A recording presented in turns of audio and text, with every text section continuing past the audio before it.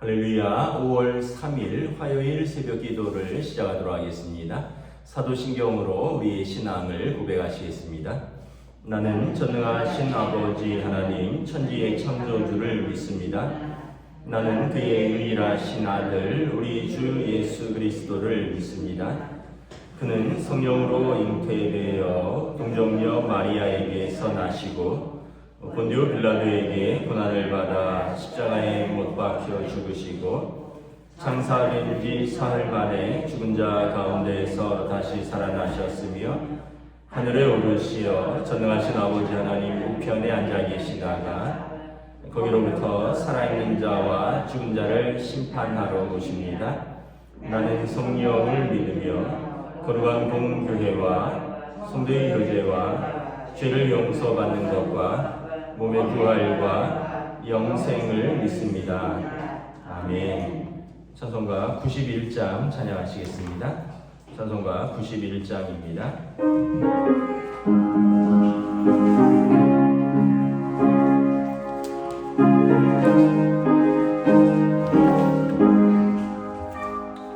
슬픈 마음 있는 사람 예수 이름 믿으며 영원토록 변함없는 기쁜 마음 얻으리. 예수의 이름은 세상의 소망이요 예수의 이름은 천국의 깊은 일세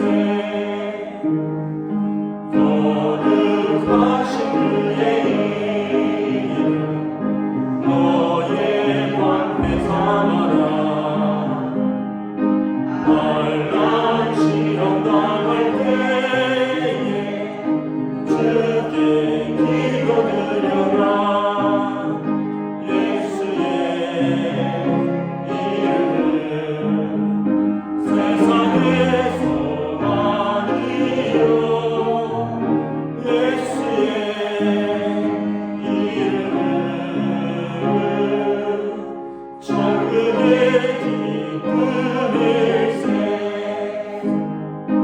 존귀하신 그의 이름 우리 기쁨되도다. 주의 품에 안길 때에 기뻐 찬송 부르리. 예수의 이름은 세상의 소망이요 예수의 이름은 천국의 기쁜 일세 우리 갈 때마다 후에 보좌 앞에 나가 나의 함께 경배하며 열륜과를 누리니. 예수의 이름은 세상의 소망이요 예수의 이름은 천국의 깊은 일세. 아멘. 오늘 우리 주신 하나님 말씀은 신약성경 고린도전서 1장 10절부터 25절까지 말씀 보도록 하겠습니다. 고린도전서 1장 10절부터 25절까지 말씀입니다. 다 찾으신 줄 알고 저 여러분들이 한 절씩 교도하도록 하겠습니다. 고린도전서 1장 10절부터 25절입니다. 형제들아 내가 우리 주 예수 그리스도의 이름으로 너희를 권하노니 모두가 같은 말을 하고 너희 가운데 분쟁이 없이 같은 마음과 같은 뜻으로 온전히 합하라. 내 형제들아 클로에의 지편으로 너희에 대한 말이 내게 들리니 곧 너희 가운데 분쟁이 있다는 것이라. 내가 이것을 말하거니와 너희가 각각 이르되 나는 바울에게, 나는 아볼로에게, 나는 게바에게, 나는 그리스도에게 속한 자라 한다는 것이니 그리스도께서 어찌 나뉘었느냐? 바울이 너희를 위하여 십자가에 못 박혔으며 바울의 이름으로 너희가 세례를 받았느냐? 나는 그리스보와 가이오 외에는 너희 중 아무에게도 내가 세례를 베풀지 아니한 것을 감사하노니 아무도 나의 이름으로 세례를 받았다 말하지 못하게 하려 합니다. 내가 또한 스데바나 집 사람에게 세례를 베풀었고 그 외에는 다른 누구에게 세례를 베풀었는지 알지 못하노라. 그리스도께서 나를 보내심은 세례를 베풀게 하려 하심이 아니요 오직 복음을 전하게 하려 하심이로되 말의 죄로 하지 아니함은 그리스도의 십자가가 헛되지 않게 하려 함이라. 십자가의 도가 멸망하는 자들에게는 미련한 것이요 구원을 받는 우리에게는 하나님의 능력이라. 기록된 바 내가 지혜 있는 자들의 지혜를 멸하고 총명한 자들의 총명을 폐하리라 하였으니 지혜 있는 자가 어디 있느냐? 선비가 어디 있느냐? 이 시대에 변론가가 어디 있느냐? 하나님께서 이 세상의 지혜를 미련하게 하신 것이 아니냐? 하나님의 지혜에 있어서는 이 세상이 자기 죄로 하나님을 알지 못하므로 하나님께서 전도에 미련한 것으로 믿는 자들을 구원하시기를 기뻐하셨도다. 유대인은 표적을 구하고 헬라인은 지혜를 찾으나 우리는 십자가에 못 박힌 그리스도를 전하니 유대인에게는 거리끼는 것이요 이방인에게는 미련한 것이로되 오직 부르심을 받은 자들에게는 유대인이나 헬라인이나 그리스도는 하나님의 능력이요 하나님의 지혜니라. 하나님의 어리석음이 사람보다 지혜롭고 하나님의 약하심이 사람보다 강하니라. 아멘. 할렐루야. 오늘 또 새날이 시작되었습니다. 주님 주시는 은혜와 평강이 가득한 복된 날 되시기를 축복합니다. 우리가 어제 1절, 10절부터 17절 읽었는데 오늘 다시 잠깐 내용을 보고 이제 마저 25절까지 말씀을 보도록 하겠습니다. 10절부터 17절의 내용은 고린도 교회에 분쟁이 있다라는 것이죠. 분쟁이 있는데 내용은 뭐냐면 12절에 보면 어떤 사람은 나는 바울에게 속하였다 하고 나는 아볼로에게 속하였다 하고 어떤 사람은 나는 게바에게 속하였다 하고 어떤 사람은 나는 그리스도에게 속하였다 한다는 것입니다. 이제 고린도 교회가 바울 사도가 에베소에 개척을 하고 에베소로 떠나갔습니다. 그리고 에베소에서 이제 그 브리스길라와 아굴라 부부가 아볼로를 만나서 아볼로를 고린도 교회에 천거합니다. 그래서 아볼로 목사님이 고린도 교회에 가서 목회를 하고 있죠. 그런데 이제 사람들 마음 속에 이런 마음이 있는 거죠. 개척 목사님이 그립다는 거예요. 바울 사도가 그립다는 거죠. 그런가 하면 또 어떤 사람들은 지금 있는 목사님하고 열심히 신앙생활 해야지 왜 떠나가신 개척 목사님을 그렇게 자꾸 얘기하느냐. 또 반대로 또 어떤 사람들은 바울이나 아볼로가 뭘 중요하냐. 예루살렘에 보면 그 게바 베드로가 가장 큰 사도라 그러더라. 예루살렘 교회가 얼마나 흥왕하느냐. 다 베드로 밑이다.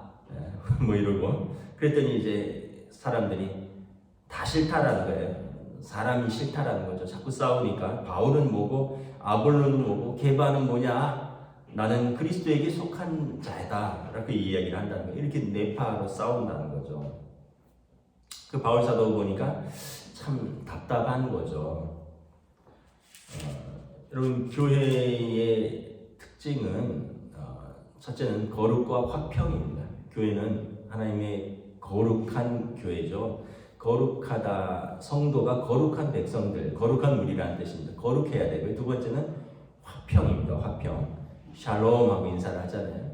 주님 오시면 주님 있는 그곳에 주님을 모시고 주님을 섬기는 그곳에 화평이 있어야 되죠. 근데 이렇게 분쟁을 하면 교회가 어떻게 되겠습니까? 고린도전서 이제 나중에 보면 이제 그 은사장에 보면 이런 말이 나옵니다.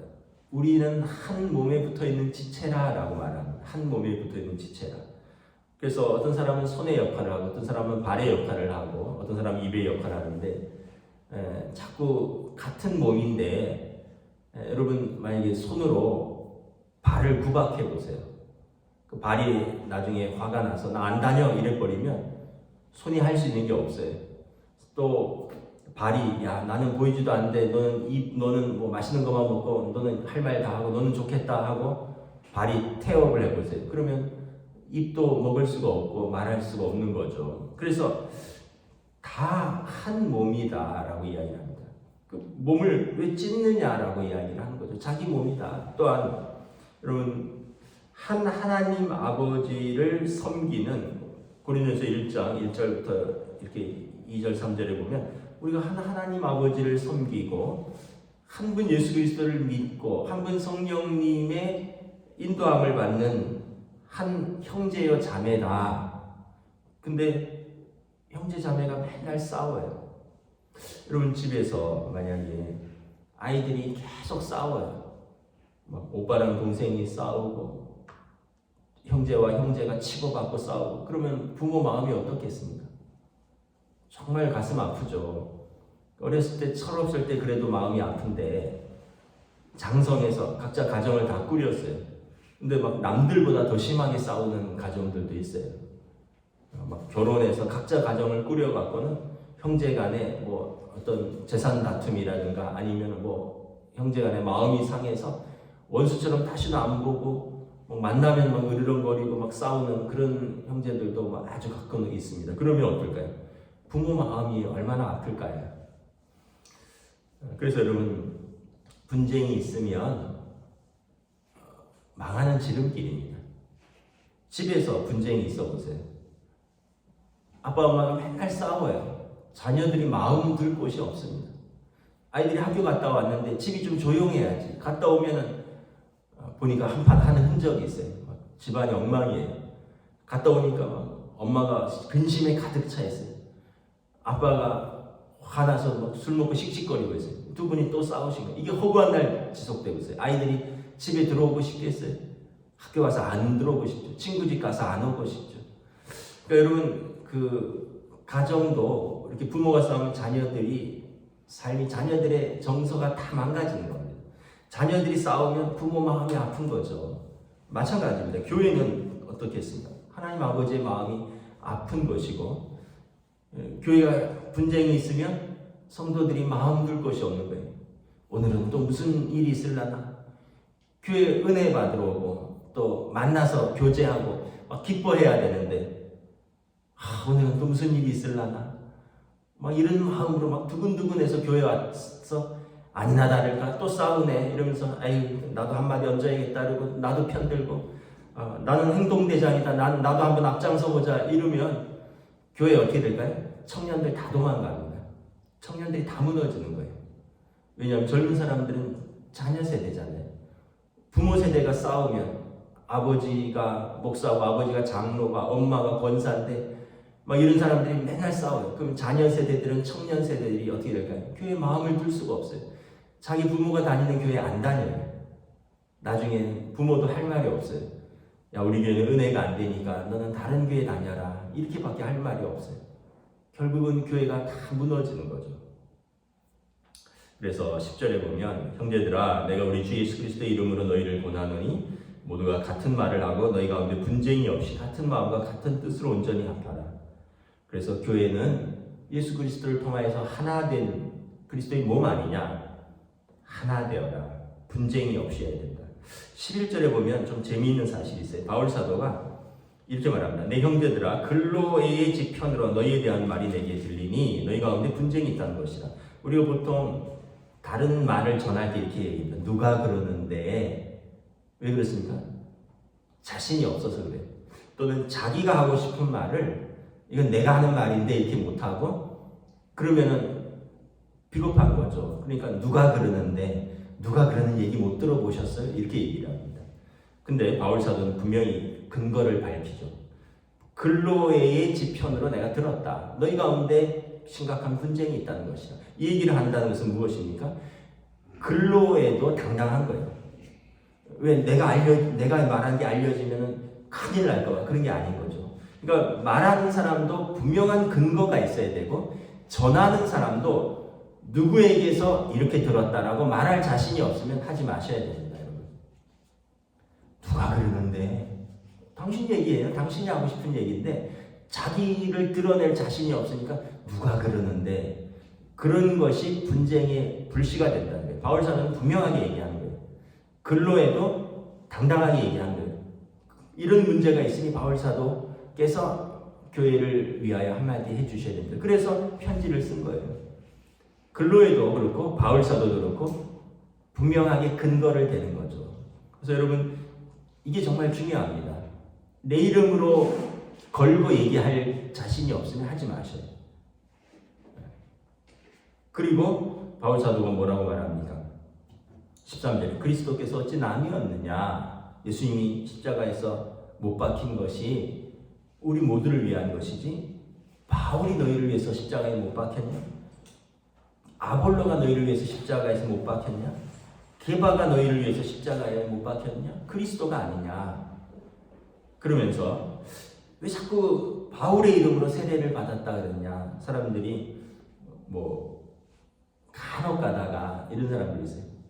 아주 큰 교회 유명한 목사님한테 세례 받은 것을 굉장한 자부심으로 알고 있는 분이 있어요. 내가 이분에게 유아 세례를 받았다. 한국 교회를 대표하는 이분에게. 그러면 그분에게 세례를 받았으면 합당하게 지금 세례 모습으로 서 있는 게 더 중요하지. 그분에게 세례를 받았는데 지금은 내가 말이야. 지금은 이렇지만 그래도 내가 왕년에 누구에게 세례를 받았어. 아무 소용이 없어요. 왕년에 뭐 했다는 게 지금 당신이 어떤 모습으로 서 있느냐가 중요한 것이죠. 바울사도가 말합니다. 자꾸 내 이름으로 세례 받았다 그러고 이러면서 말하는데 14절에 나는 그리스도와 가이오 그리고 16절에 스데바나의 집 사람들 외에는 세례를 준 적이 없다. 내가 세례를 베풀려고 고린도 교회를 세운 게 아니다. 그리스도를 전하려고 세운 것이다. 그래서 여러분 우리가 다시 한번 망하는 지름길은 싸우면 망한다. 교회는 거룩과 화평이 중요하다. 저의 기본적인 두 가지 원칙이 있습니다. 이게 저의 개인적인 가정에서도 그렇고 교회에서도 그렇고 첫째는 논쟁을 하지 않으려고 합니다. 논쟁을 하지 않으려고 해요. 내 주장을 관철시키려고 막 집사람이랑 논쟁하고 아이들하고 논쟁하고 장로님들하고 논쟁하고 이런 거를 기본적으로 잘 안 하려고 해요. 옛날에 철없을 때는 그렇게 했어요. 근데 좋은 게 하나도 없어요. 논쟁하면 내가 이겨도 진 사람 마음이 상해요. 제가 집사람이랑 논쟁에서 제가 이겼어요. 그럼 집사람 마음이 상해요. 제가 지면 제 마음이 상해요. 제가 아이들을 논쟁에서 눌러버렸어요. 그럼 아이들 마음이 상해요. 이제 아빠랑 다시 얘기 안 해. 이런 마음이 들어요. 근데 논쟁했는데 아이들이 더 옳아요. 그럼 아빠로서 자존심과 아빠 마음이 상하는 거예요. 그래서 할 말을 어느 정도 하고는 이게 논쟁으로 커질 것 같으면 더 이상 얘기를 하지 않습니다. 내가 받아들일 건 받아들이고 상대방이 받아들일 수 있으면 받아들이면 좋고 안 받아들이면 할 수 없는 거죠. 두 번째는 내가 좀 잘못한 것 같으면 사과를 합니다. 그럼 부모라고 자녀에게 사과 못할 이유가 없어요. 남편이라고 아내에게 사과 못할 이유가 없어요. 그럼 목사라고 성도에게 사과 못할 이유가 없어요. 성도들 간에도 잘못했으면 서로 미안하다, 내가 좀 잘못 생각했다 이렇게 사과를 해야 돼요. 그래서 여러분 이게 화평의 지름길입니다. 미안하다는데 뭐 어쩌겠어요. 부부간에 다툴 수 있죠. 근데 이제 저녁이나 그 다음날 여보 생각해보니까 내가 좀 심했네, 미안해 이러면 어쩌겠어요. 그럼 괜찮다고. 나도 좀 심한 것 같다고. 막 아이들한테 막 혼내서 막 그래 불키다가 아이가 아빠 미안해, 아빠 쏘리 이러면 끝나는 거죠. 그런데 미안하다는 애를 잡고 막 그렇게 할 이유가 뭐가 있어요? 여러분 교인 간에도 마찬가지고. 그래서 저는 제가 혹시 실수한 것이 있으면 뭐 장로님들에게도 또 여러분들에게도 저는 언제든지 사과할 용의가 있습니다. 아이고, 제가 죄송합니다. 제가 실수했네요. 또 제가 생각을 깊이 못했습니다. 그렇게 되면 여러분 분쟁의 소지가 사라지는 겁니다. 그래서 대부분 자아가 강하고 자기 고집, 자기 그거 중심적으로 생각하면 사과를 못해요. 분쟁이 생기는 것입니다. 항상 생각해야 돼요. 그리스도의 몸이라는 것. 우리는 한 번 보고 말 사람이 아니라는 것. 식구들 매일 봐야 되는 사람이라는 것. 교인들 매주 봐야 되는 성도라는 것. 우리가 다시 한번 이 교회의 거룩과 화평에 대해서 내가 힘써서 이것을 지켜야 한다는 것입니다. 두 번째는 십자가의 도입니다. 십자가의 도. 18절부터 보면 십자가의 도가 멸망하는 자들에게는 미련한 것이요 구원을 받는 우리에게는 하나님의 능력이라. 그러면서 지혜 있는 자들이 지혜를 멸하고 총명한 자들의 총명을 폐하리라. 20절에 보면 지혜 있는 자가 어디 있느냐, 선비가 어디 있느냐, 이 세대의 변론가가 어디 있느냐, 하나님께서 이 세상의 지혜를 미련하게 하신 것이 아니냐. 하나님의 지혜에 있어서는 이 세상의 지혜로, 자기 지혜로 하나님을 알지 못하므로 하나님께서 전도에 미련한 것으로 믿는 자들을 구원하시기를 기뻐하셨도다. 이 말씀을 하게 된 이유가 있습니다. 고린도에 오기 전에 바울 사도가 머물렀던 곳이 어디냐면 아덴입니다. 아덴. 빌립보에서 있다가 데살로니가를 거쳐서 베레아를 지나서 아덴으로 옵니다. 아덴은 지금의 아테네입니다. 그리스 철학의 중심지죠. 그래서 사도행전 17장에 보면 아덴에서 바울 사도가 하루 종일 철학자들하고 논쟁을 벌입니다. 사도행전 17장에 보면 에피크로스와 스토아파 철학자들과 아레아바고 광장에서 날마다 토론을 했다라고 성경은 기록하고 있습니다. 그러면서 이 사람들은 바울 사도에 대해서 이 말장이가 무슨 말을 하고자 하는지 한번 들어보자 그랬고, 바울 사도는 내 말을 사람들이 귀 기울여서 들으니까 이 사람들하고 계속해서 이렇게 철학적으로 논쟁하고, 또 당신들은 알지 못하는 신을 섬기고 있는데 내가 그 신이 어떤 분인지 알려주겠다라고 하면서 어떻게 보면 복음도 전하지만 논쟁을 합니다. 왜냐하면 아테네는 그리스 철학의 중심지입니다. 지금 서양 철학의 근간이 다 여기서 나온 겁니다. 스토아파, 에피쿠로스파, 우리가 잘 아는 소크라테스, 플라톤, 아리스토텔레스 이런 철학자들이 다 그리스 아테네 출신입니다. 여기서 사람들은 진짜 밥만 먹으면 나와서 논쟁을 했던 것이. 근데 바울 사도도 학자거든요.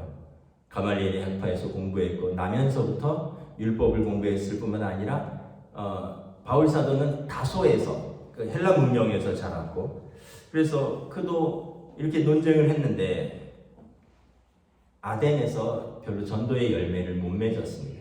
그리고 내려온 곳이 고린도입니다. 그 고린도에 와서는 이제 마음을 바꿔 먹습니다. 절대 내가 논쟁하지 않고 나는 이제 복음만 전하리라.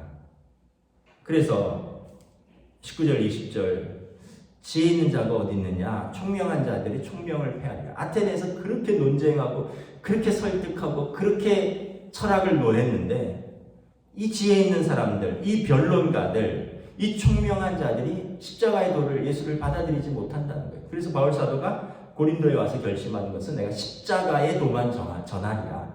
일체 다른 말로 하지 않으리라.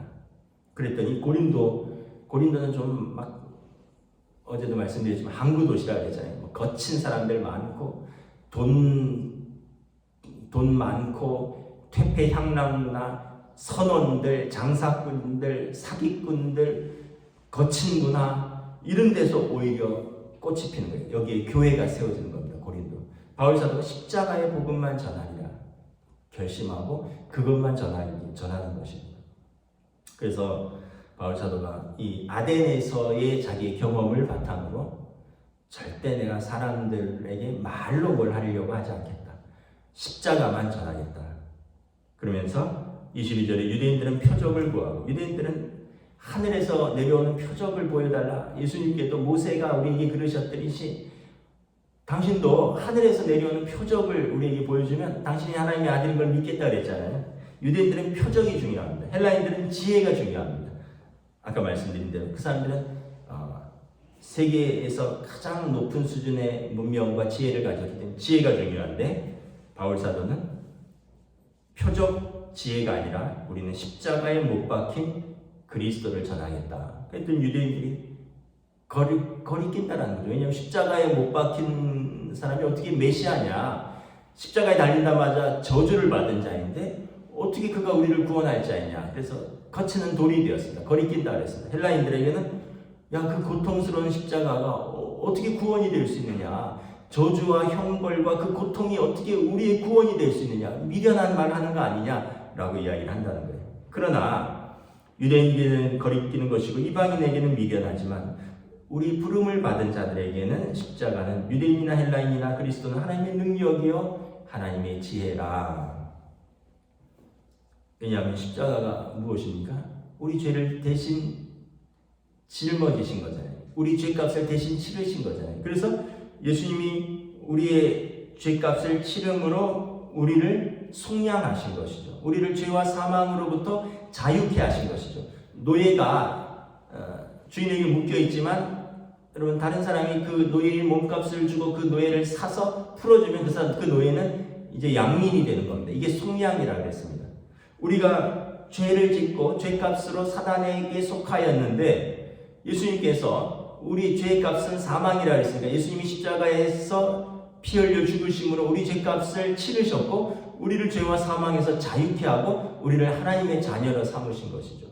그래서 이것이 하나님의 지혜라는 거예요. 로마서에 보면 그래서 우리가 무슨 공로가 있냐, 무슨 행위로냐, 우리가 무슨 법으로 의롭게 되냐. 그럼 우리 법으로는 우리는 죄인이에요. 행위로도 우리는 죄인입니다. 모든 사람이 죄를 범하였으며 하나님의 영광에 이르지 못하더니 유대인이나 헬라인이나 저나 여러분이나 행위로 따지면 다 하나님 앞에 죄인일 뿐이고 법으로 따져도 하나님의 법으로 따져도 우리는 다 죄인입니다. 그런데 우리를 그런 법이나 무슨 행위나 무슨 공로가 아니라 십자가의 속량으로 하나님의 은혜로 값없이 우리를 의롭다 하셨으니 하나님께서 당신의 의로우심과 당신을 믿는 자들을, 당신의 의로우심을 믿는 자들을 의롭게 하려 하십니다. 그래서 이 십자가가 사람들이 볼 때는 유대인들에게는 거치는 돌이 되고 이방인들, 헬라인들에게는 미련한 것이지만 우리에게는 하나님의 능력이고 하나님의 지혜다. 하나님이 어리석은 것 같지만 사람보다 지혜롭고 하나님이 약하신 것 같지만 사람보다 강하다. 십자가가 어리석은 것 같지만 우리의 모든 지혜보다 뛰어나고 십자가가 약한 것 같지만 하나님의 가장 강하십니다. 말씀하는 것입니다. 말씀을 마치겠습니다. 우리가 십자가를 생각하면 여러분 고린도 교회가 분쟁할 이유도 없죠. 아니 예수님이 나를 위해서 십자가에 죽으신 그 큰 은혜를 생각하면 내가 죄인인데 내 죄를 이렇게 용서하시고 나를 자녀 삼아 주셨는데 무슨 죄인이 그렇게 입이 많아서 그렇게 입을 열고 뭘 의롭다고 누구를 이렇게 어떻게 보면 저주하고 누구를 우리가 그럴 자격이 아무것도 없는 거죠. 하나님 앞에 크게 용서받은 사람, 서로에 대해서 용납하고 무엇보다 사랑은 여기 있나니 하나님이 우리의 사랑이시라. 그러므로 너희도 형제자매를 뜨겁게 사랑할지니라. 요한일서 말씀이잖아요. 사랑하기도 부족한 세상, 오늘 하루도 여러분 가족들 뜨겁게 사랑하시고 또 우리에게 주신 영적인 가족인 성도들 서로 마음으로부터 받아들이시고 사랑할 수 있기를 주님의 이름으로 축복합니다. 아멘. 기도하겠습니다. 주님의 은혜를 감사합니다. 오늘 말씀을 통하여 참으로 교회는 거룩한 성도들의 모임인데 여기에서 참으로 우리가 나는 누구에게 속하였다, 나는 누구에게 속하였다, 나는 누구로부터 말미암았다 이러면서 분쟁이 있다는 것에 대해서 바울 사도가 너무 마음 아파하고 그들을 준엄하게 책망하는 것을 바라봅니다. 만일 우리가 참으로 하나님께서 주신 공동체를 분쟁 가운데 서로 찢고 나누면 하나님의 책망이 있을 것입니다. 우리 가정이 그렇다면 참 우리 가정은 불행한 가정이 될 것이요. 만약에 우리 교회가 그렇다면 우리 교회는 불행한 교회일 뿐만 아니라 하나님의 책망이 있는 교회가 될 것이므로 우리가 힘써서 우리 가정을 사랑으로 바꾸어가고 힘써서 우리 교회를 거룩과 화평으로 바꾸어가야 할 줄을 믿습니다. 또한 우리는 십자가의 예수만 자랑하고 십자가의 예수만 붙들 수 있는 우리 교회, 우리 성도들이 될 수 있기를 원합니다. 우리는 세상의 자랑, 세상의 강함이 아니라 예수님의 십자가, 왜냐하면 십자가가 하나님의 지혜이고 십자가가 하나님의 능력이고 십자가가 우리를 구원하셨고 십자가가 우리를 자유케 하셨습니다. 오늘도 이 십자가의 복음으로 살아갈 수 있는 주의 백성들로 하나님의 교회로 인도하여 주시옵소서. 감사를 드리오며 우리 주 예수 그리스도의 이름으로 기도드리옵나이다. 아멘. 하늘에 계신 우리 아버지의 이름을 거룩하게 하시며 아버지의 나라가 오게 하시며 아버지의 뜻이 하늘에서와 같이 땅에서도 이루어지게 하소서. 오늘 우리에게 일용할 양식을 주시고 우리가 우리에게 잘못한 사람을 용서하여 준 것 같이 우리 죄를 용서하여 주시고 우리를 시험에 빠지지 않게 하시고 악에서 구하소서. 나라와 권능과 영광이 영원히 아버지의 것입니다. 아멘.